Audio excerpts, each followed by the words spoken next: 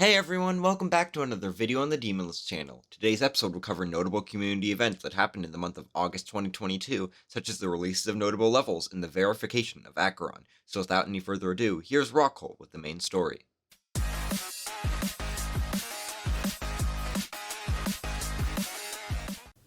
August saw, finally, the verification of the long-awaited successor to the former impossible top extreme demon, Tartarus.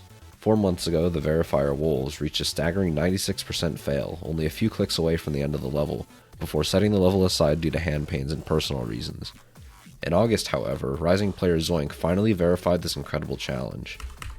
I verified ACHERON! ACHERON is now likely to be placed somewhere within the top 3 on the list. First showcased in July 2021, ACHERON is a 1.9 styled semi-impossible level, hosted by Riot and Ryamu and featuring creators like Metalface and Deadlocks. The level's darkened theme and crude song choice help elevate the intensity of the atmosphere, which fits for the difficult experience it'll give players who choose to attempt this level. Huge congrats to Zoink for finally putting an end to the race to beat ACHERON.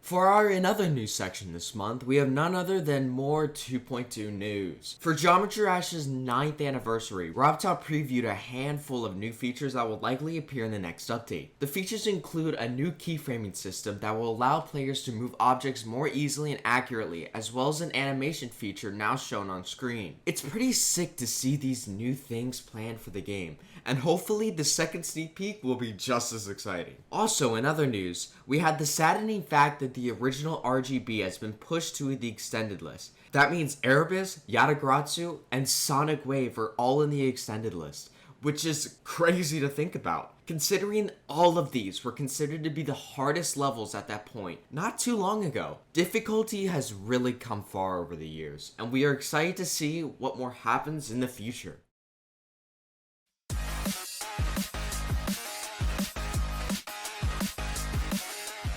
Throughout August, a handful of extreme demons were showcased or previewed, many of which are incredibly promising.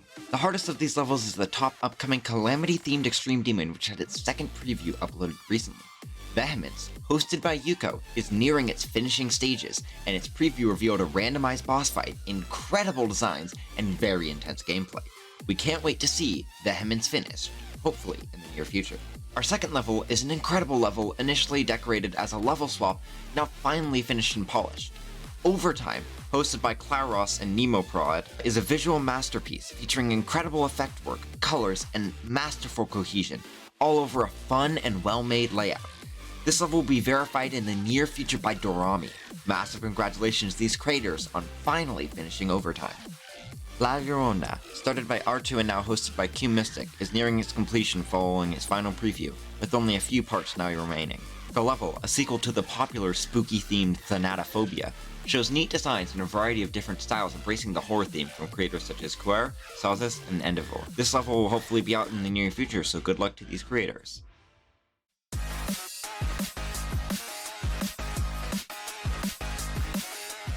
Over the course of this month, many new and exciting levels were released. Possibly one of the most anticipated releases is Tornado, a fast-paced and flashy extreme demon created by Bionox and many other creators. Tornado was verified by the skilled player Speedy Muffin and is the third and final level in its respective trilogy, which also includes Cyclone and Hurricane. These levels are quick, energetic, and upbeat, and Tornado doesn't fall short of that description either. Another extremely exciting release is Nightshade, an XL memory demon created by Jakob Nugget and many more. This level was verified by none other than Jakob himself, and is estimated to place around number 110 on the extended demon list. An extra interesting fact about Nightshade is that it was kept entirely underground, meaning it was a complete surprise upon its release. With interesting and unique decoration and gameplay, Nightshade is definitely special. Yet another extreme demon that was released this month was Apollo 11, a solo XL level by Nazgub that has been in the making for nearly 2 years. The level is a sequel to Saturn V, a level Nazgub released back in 2017. Apollo 11 takes a special approach on gameplay and decoration, using creative layering and clean designs to create depth and bring the level to life. Considering how much work was put into this level, it's no question as to why it turned out so well. Floating Maze is another level that has made quite an impact this month. It was created by Yo Reed and is a mini-game level that takes on a similar approach to 2.2's platformer mode. Members of the community are already calling it one of the hardest minigame levels, and for good reason. Floating Maze is full of timings, creative obstacles, and is a decently long level as well, so it definitely makes for a good challenge.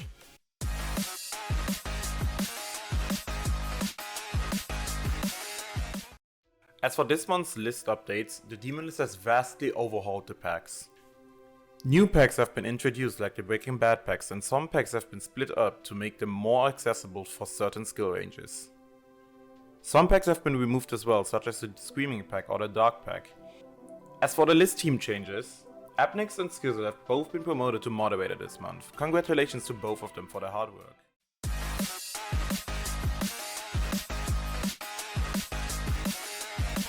This month, the list has changed a lot, so let's break it down.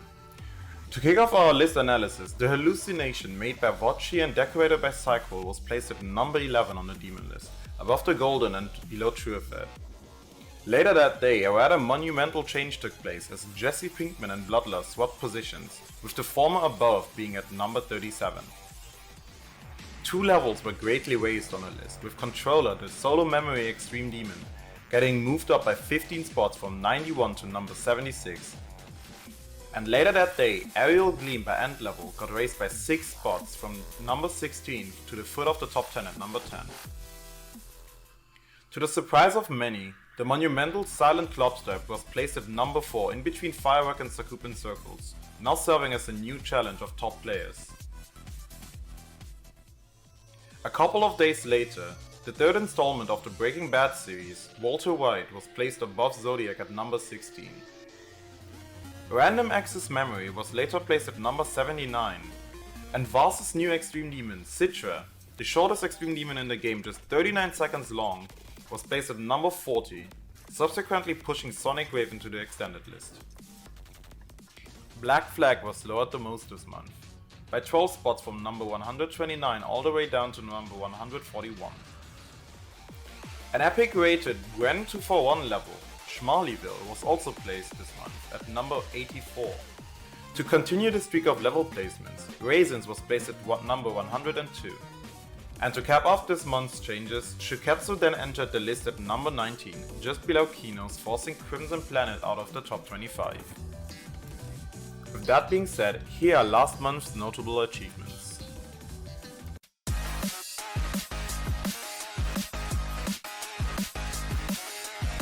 For our top 10 completions of this month, Zoink absolutely popped off, and along with his verification of ACHERON, he also beat Abyss of Darkness and Silent Clubstep. I Like Yeeting Yeet and the Terabani beat Firework, Thunder, Thunder BT, Jibikero GD, Amza, Hover, and Beirut all conquered Oblivion, Bood beat Hard Machine, and TD Neo 79, Adrian, and Tyaga beat Tartarus. As for our low refresh rate completions, Seawolf Mikes beat Erebus on 60 FPS, and Chubstubs beat Auditory on 60, the latter being the first to do so on that refresh rate. Also, Old Bloody Knuckles was verified this month by Ensbro, an insane accomplishment that required a huge amount of dedication. We offer our sincere congratulations for this mind-blowing achievement.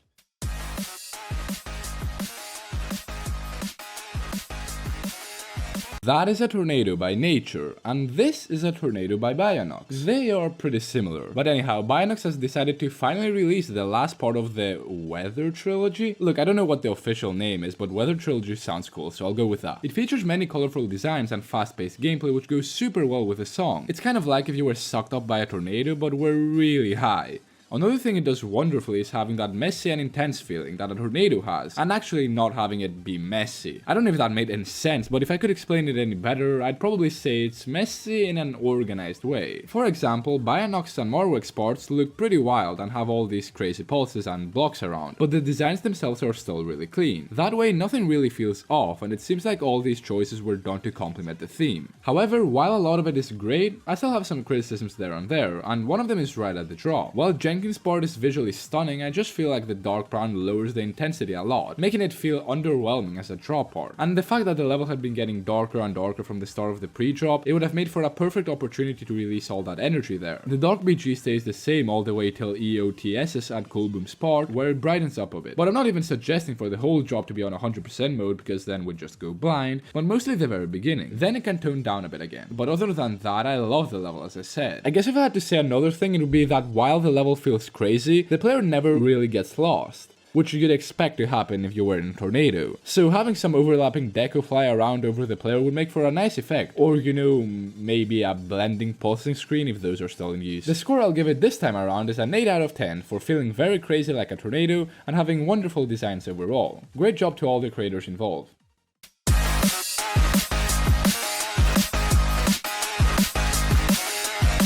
This month's player shoutout goes to Bood, a very skilled player who has insane completions under their belt such as Hard Machine, Renevent, and Shardscapes, the last of those having a very painful accidental death at 95 after the last click of the level.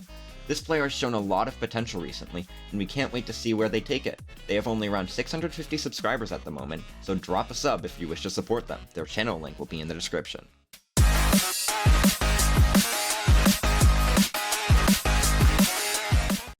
Last month, the Demon of the Month was Dol Damos by Jazer. The first 3 people to beat it were Bon GD, Darkonix, and Phasm. Congrats to them.